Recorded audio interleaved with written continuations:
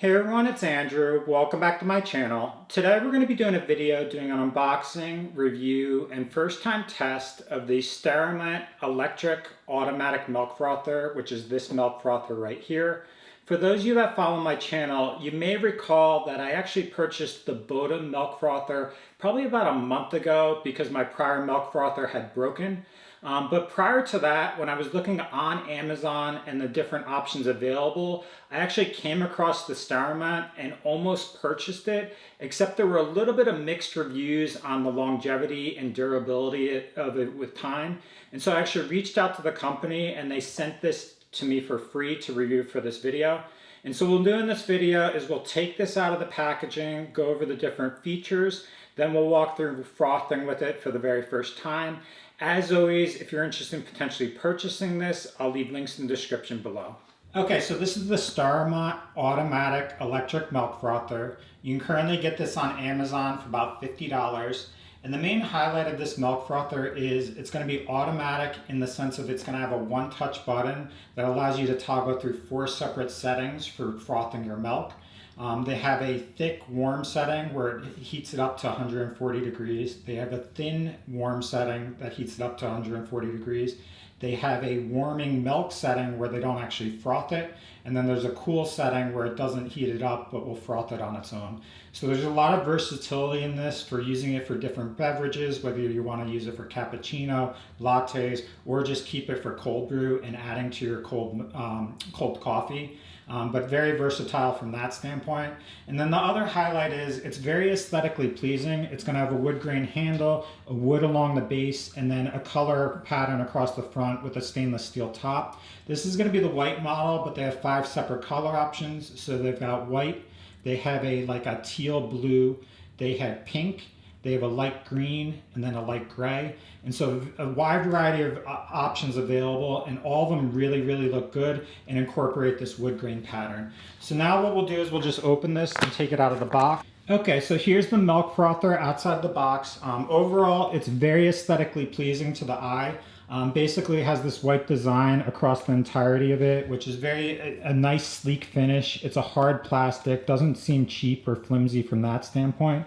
Then you have the handle here, which basically has this wood grain pattern on the bottom that has a seam, so it really is wood here with this kind of like wood kind of like branching pattern here where the white extends. So overall it's pretty aesthetically pleasing there.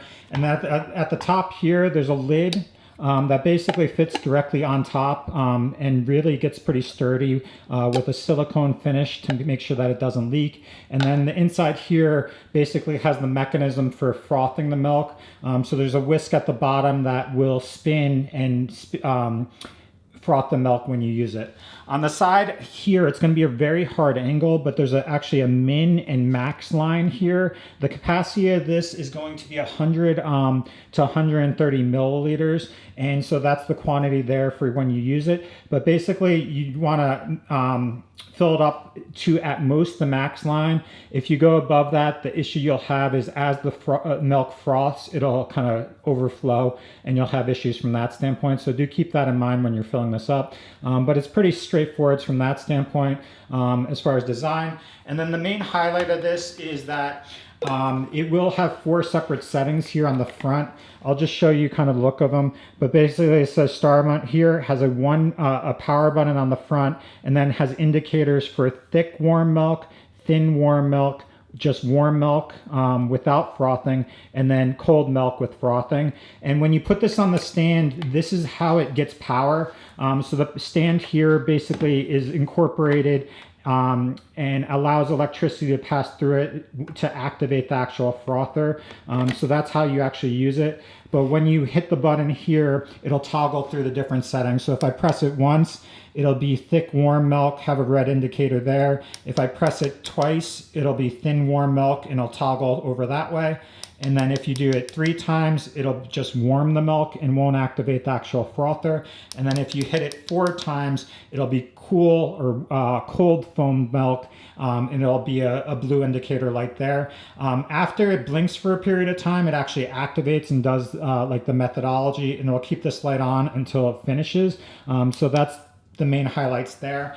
The other thing that I do want to emphasize with this product, because I actually had a very similar milk frother in the past that broke, which is why I need to look for a replacement. But with these milk frothers, there's actually an induction like electricity here. So whenever you clean this, you only want to rinse out the top, clean the inside here, and not put this in the dishwasher or in the sink or soak it with water. The way I broke my last one was I actually got water in here, and so it no longer would charge and get power through the bottom.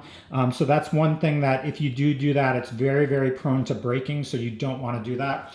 As far as the stand, it's pretty straightforward. It's just like a plastic stand with this wood grain on top. Looks pretty nice from that standpoint. It's a little bit flimsy plastic, a little bit thin, but does serve the purpose of basically acting as a stand and keeping it in place. The power cord's about 1 foot long, so you'll have to put it on your counter close to an outlet. But that's the gist of it, pretty straightforward. Now what we'll do is we'll walk through actually using all 4 different settings, and I'll froth some oat milk on each of those settings to give you a sense of how it performs for each of those, and we'll walk through those one by one. Okay, so we have 4 separate mugs for each of the 4 settings, and I'll end up with a lot of froth milk in the process of this, but it is what it is. What we're going to be using for this one is oat milk, the Oatly oat milk in the full fat version of it. The full fat version will have a little bit more froth as compared to the other ones, but this will be a good example. And for each of these, I'm actually just going to fill it up to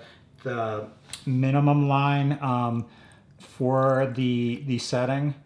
And so for the first setting, what we'll do is we will end up putting it on to the thick warm milk. And from my understanding, this should last about 2 minutes per frothing session. I'm going to turn off this light here because it's going to produce a glare. But basically the whisk in the bottom here is just going to do its thing for the full 2 minutes. And as that's happening, it will heat it up to 140 degrees. So we'll just let this sit and we'll show you what it looks like at the end of it. Okay, so that's the end of it. It automatically shuts off on its own, and this is what it looks like. So clearly I frothed it very well. It's a very, very thick consistency as the froth, and it does seem very, very consistent throughout it as far as like not many bubbles other than the ones that are rising to the top.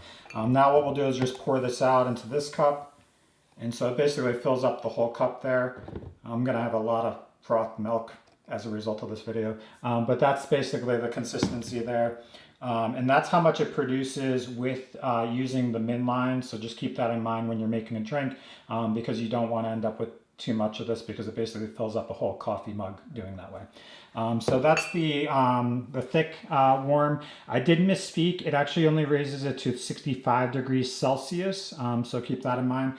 And then the other consideration is, because it does have a thermostat built in, it does recommend that you wait 2 minutes between cycles before using it again, because that allows it to reset the thermostat and measure the temperature as it's frothing. And so we'll sit for 2 minutes. Okay, so next up we're gonna have the thin milk on the heated setting. And so we'll pour this to the max line again, or min line I mean, and then we will hit the button and basically toggle through to the thin milk on the heated setting. I'm not going to show this part, but we'll cycle through and show you it once it's finished at the end. All right, so it just shut off on its own again. This is what it looks like as far as the thin milk setting. Sorry, the lighting's a little bit darker in here to avoid the glare. But we'll pour this out into this mug here and show you what it looks like. So as you can tell, side-by-side comparison, it's a little bit of a thinner consistency as compared to like the thickness of the other one. The other one was more globby and kind of like stuck to, like you could just tell it was like a thicker, airier type of milk, versus this is a more of a thin consistency, something that you could easily pour for latte art or something like that. And it's very, very consistent through the froth there. But very similarly, it's about the whole cup. There's a little bit less, probably about 1 centimeter less from the top. Now what we'll do is we will cycle through and we will do just the warm setting to give you a sense of whether it froths, but really should just heat up the milk. All right, so we're gonna pour into the min level, and then we'll basically just heat this up and see what it does as far as heating up on the third setting here. Really this should just not, it shouldn't froth at all. It'll just heat the milk. So if you want warm milk just to add to a beverage so it doesn't cool off the beverage, you can use this setting as well, which is a nice feature if you don't want frothed milk. And actually, if you look in here, it is spinning it here, so I'm curious to see what that means, whether it'll actually froth it or whether it's just spinning on its own to distribute the heat more evenly and prevent it from burning. But we'll have to see if it actually froths as a result of it spinning like that. Okay, so it just finished on its own. And so if you look in here, it's hard to tell because it's a little bit darker, but there is a little bit of frothing here just from it spinning, but otherwise it's pretty much just liquid milk. So we'll pour this out. And so as you can see here, it's really just warmed oat milk. And there's a little bit of froth on the top just from it spinning, but really it's not anything remarkable as compared to the others. And as you can tell, the difference between these three so far is that this one is way lower from that standpoint. So the quantity of froth for this is really pretty remarkable in the fact that it's almost all the way to the top. It's a little bit lower than it was because it's been sitting, but that's pretty cool that the warm ones, you have that much variety here depending on what you want. Now what we'll do is we'll do the last setting as far as the cold froth milk. I will have to let this sit a little bit because it is warm to the touch and the thermostat will have to reset. Okay, so now we're going to do the last setting for the cold foamed milk. And so what you'll have to do is toggle through all the way to the last one, and it'll actually have a blue indicator light here to indicate that it's cold as compared to the others. However, the actual power button indicating that it's on illuminates in red. So it's slightly confusing, but it's pretty obvious that that's blue as compared to the rest, which were red. Okay, so it just turned off. I'll show you what it looks like as far as with the cold setting. So as compared to the warm ones, it's a little bit less frothy here because the warm heat does kind of allow it to froth a little bit more. But we'll pour this out into this cup. And so it's actually better than I anticipated.